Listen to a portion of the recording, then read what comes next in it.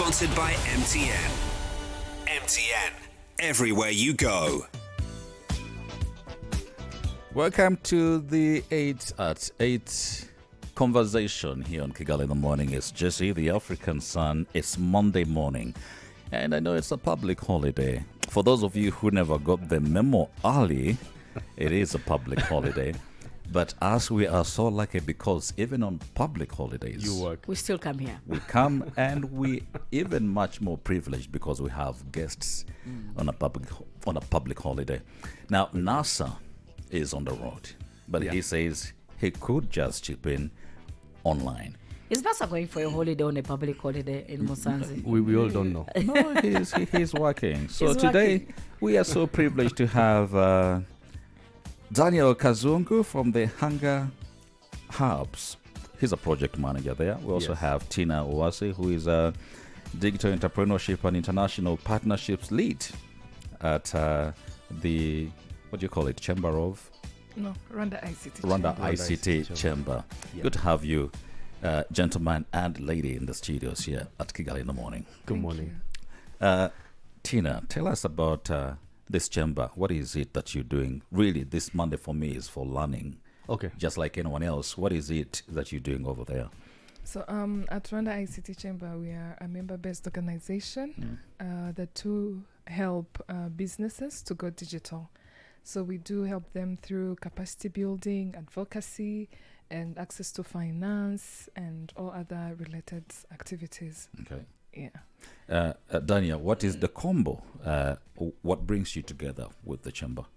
Okay, so what brings us together is the Hanga Hubs project. So maybe if I can take us just a step back. Yeah, give us Yeah, the story. Right. What's the to- Hanga sure, Hub? yes. What's Let's unpack Hanga Hubs. okay? So Hanga Hubs is a platform Mhm. that fosters creativity Mm-hmm. for entrepreneurs throughout their entrepreneurial journey. Mm-hmm. So in the entrepreneurial journey, we are talking from the ideation layer to the business layer. Mm. So that's what the project does. How do we come into collaboration with ICT Chamber? When the project was being designed, we were leveraging on experiences of the chamber in implementing KLab and Fab Lab in Kigali into other districts that we are establishing into. So historically, the project is a collaboration. It's an initiative that brings together both the EU and the government of Rwanda through the Ministry of ICT, and the project is being implemented by RISA. RISA, the acronym is Rwanda Information Society Authority. So what this authority does, its mandate is to drive digital transformation and development for Rwanda. So coming together as ICT Chamber and RISA, we have established innovation centers out of Kigali. We all appreciate that Kigali, the ecosystem of innovation, is really concentrated. Okay? We have all the innovation ecosystem players in Kigali, you name it. I know you've seen these innovation centers in Kigali. Yes. So for an entrepreneur to experiment their idea, they needed to come to Kigali. So what this project comes to address is we're deploying these facilities into these districts. I'll tell you these districts. We have Rubavu, Rusizi, Nyagatare, and Muhanga. Okay. Those are innovation centers that are supported by the EU. Is there a particular reason why these districts? Yes, identifying these districts was based on their economic Potential? drivers in these districts and their population size. Say, for instance, Nyagatare. Nyagatare is the commercial hub for the eastern region.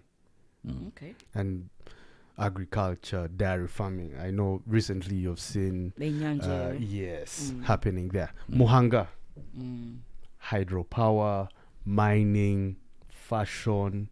In Muhanga, it's big. When you look at Rubavu, we all know tourism, cross-border trade. Yes. Rusizi, kind of similar, Something. but also we add logistics. Okay, so that's what informed us in identifying these secondary cities. But remember, these are supported by the European Union. We also have 3 innovation centers that are supported by JICA. In the initial stages, these were already established quite earlier than the 4 that I just mentioned, and they're kind of in operation as we speak. So these are located in Rwamagana, Huye, and Musanze. I just want to have Nasa, who is on the road. Nasa, actually, I'm yet to understand the role that he plays bringing these together. Good morning, Nasa. Are you able to hear us? Yes, I am. Good morning, everyone. How are you? We're doing fantastic. How are you, Nasa? You are working on, it's a public holiday, and you are actually on the road and working. Unfortunately, what we're working on now is something we couldn't reschedule. We anticipated that there might be a holiday, but we still decided to push on because it's time sensitive, and I'm assuming there's another holiday along the week, and we still have to make deadlines, but yeah. For some reason, I thought you had gone for a holiday on a public holiday, just to just in Musanze to look at tourism and all that. No. This is not that kind of holiday. So, Nasa, we have Daniel in the studios, we have Tina as well, and I know you as a person, of course, with an interest in startups and the ecosystem development expert. You also have a key interest in ICT.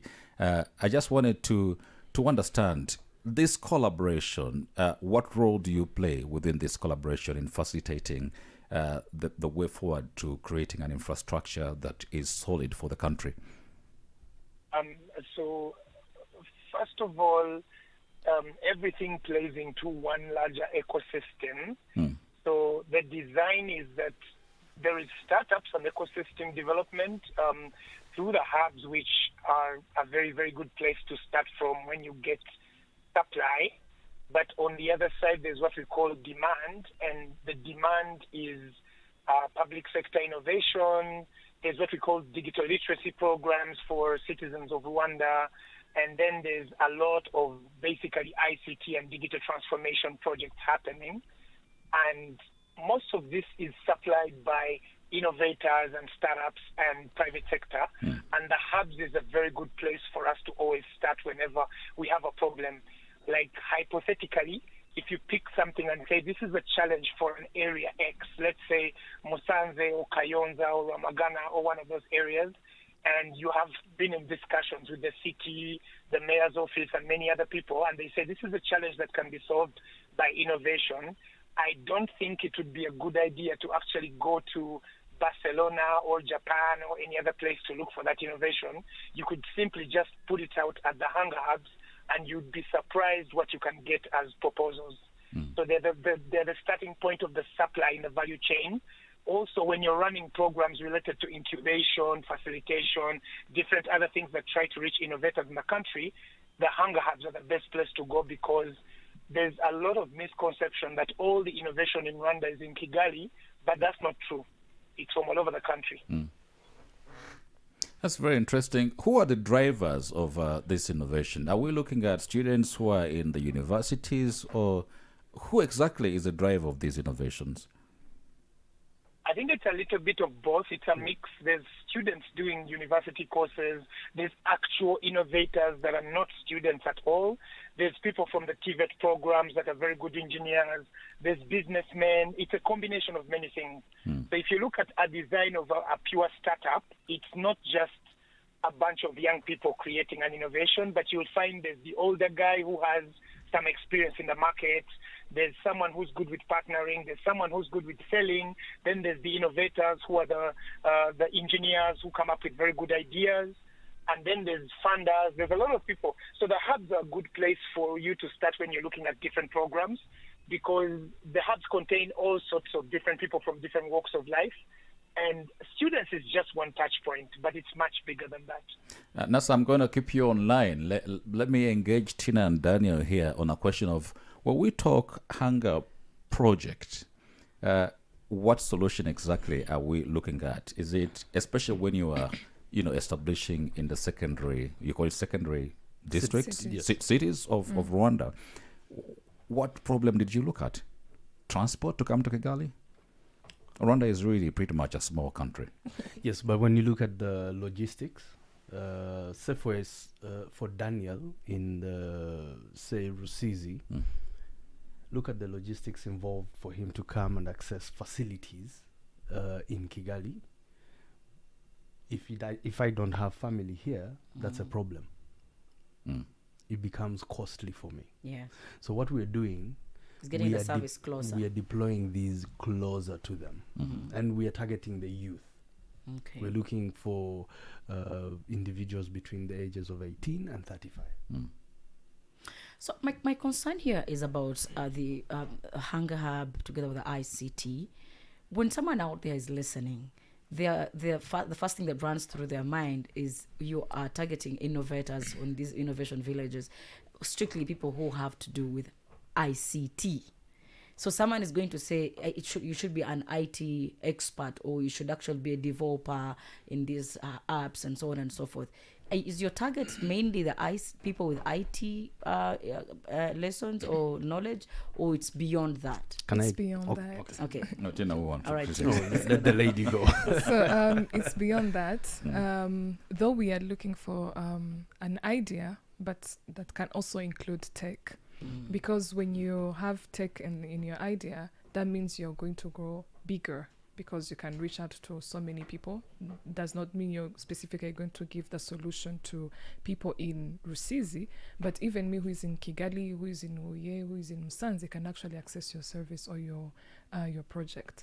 So we are training them. Not only we are helping them in implementing their projects, but we're also training them. So you can come when you have no skills on IT or anything related to that, but through trainings you can be learning, and then you can include the IT. So yeah. So who is who qualifies? Who qualifies to be an innovator, and who determines who actually takes part in your search for innovators in these villages? I think let's first unpack innovation. What is Okay. innovation?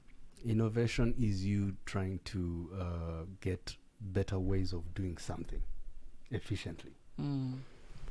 That is innovation.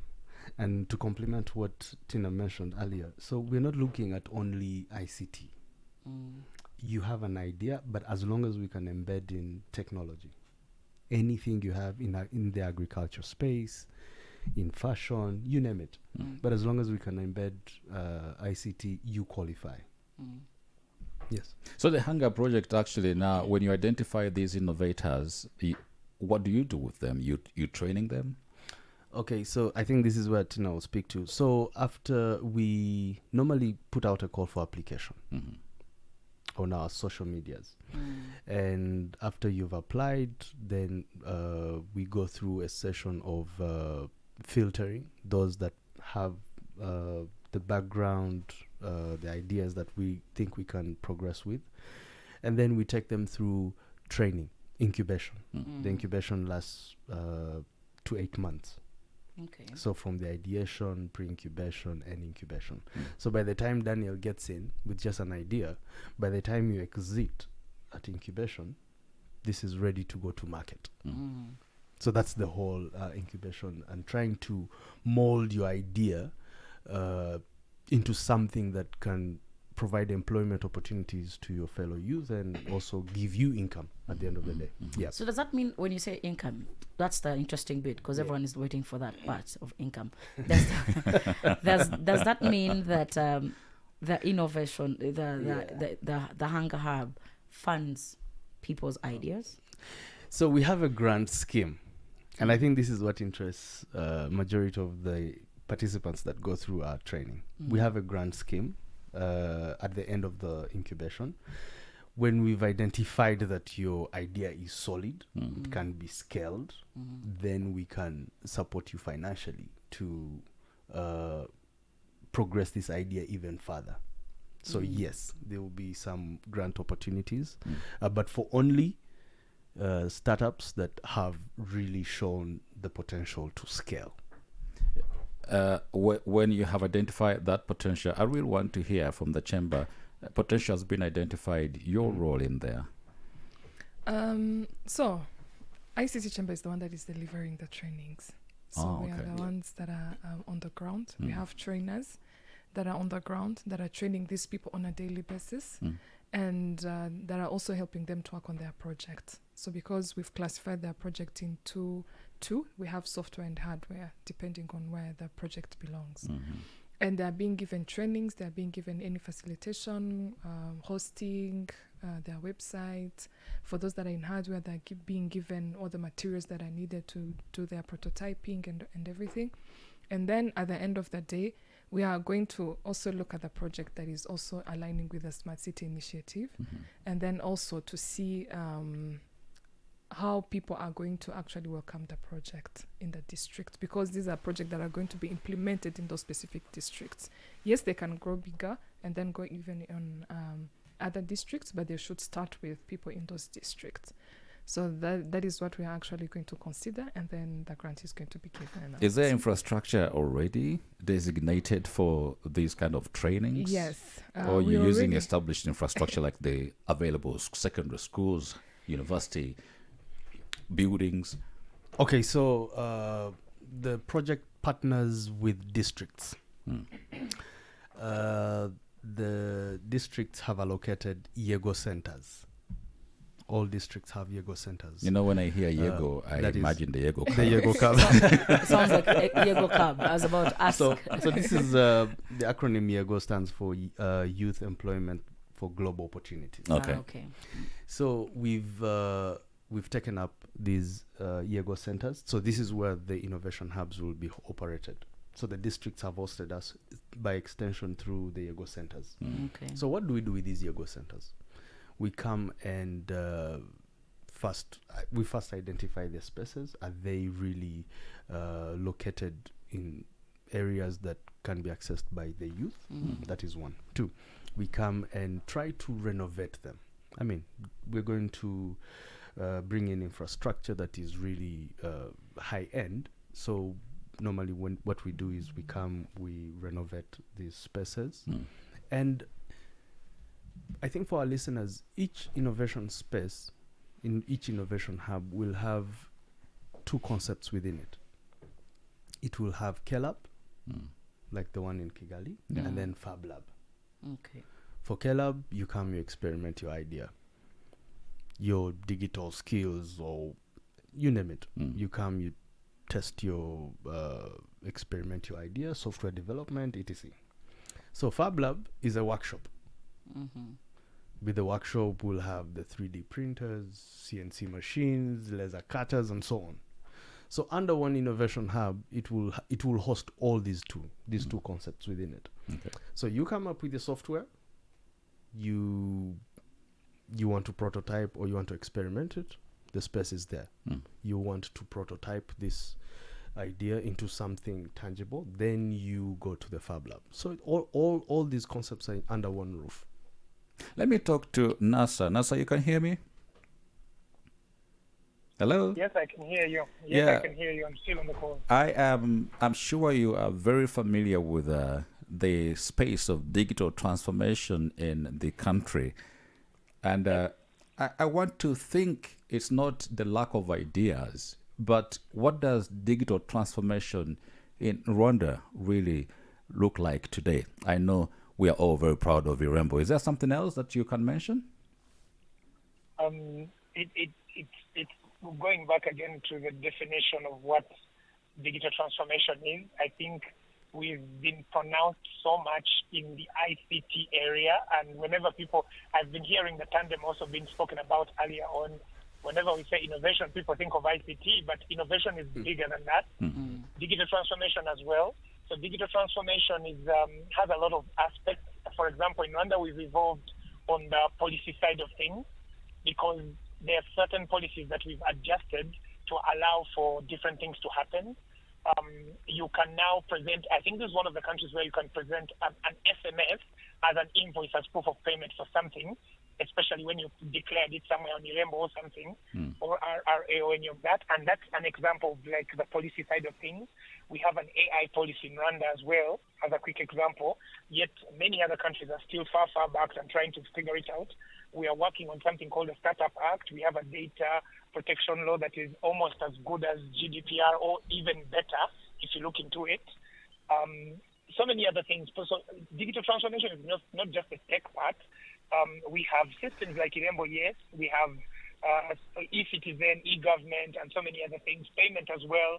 But there's also other things that are happening that are not just in that space, but they're also under innovation and a lot of digital transformation.